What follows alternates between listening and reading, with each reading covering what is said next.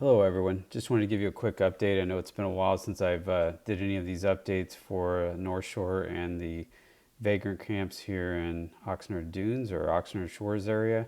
Today I decided to get back on the drone, start it back up and do a little bit of flying. Once again, apologies for the long delay and update.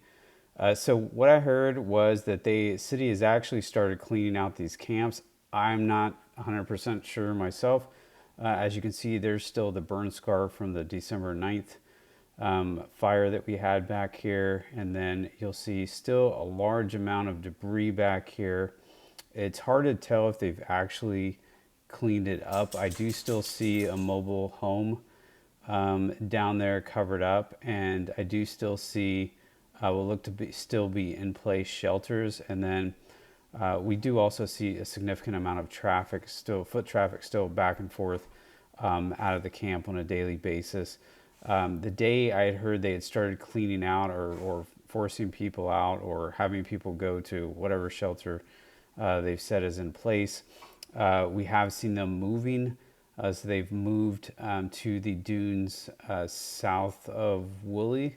We've seen some of them moving in there, but then again, we'll have to see what happens over the next 2 weeks and what's really planning to what the plans are really for this area. We've been hearing it. I've been here for at least 2 years. I've been hearing it for 2 years and nothing's happened.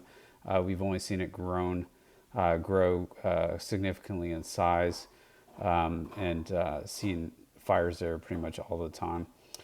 So I do have another video I'll post after this one where I go to the North Shore property as well, and then I'm able to actually go onto that property and do a little bit of a 100-foot flyover to show some of what they've built out.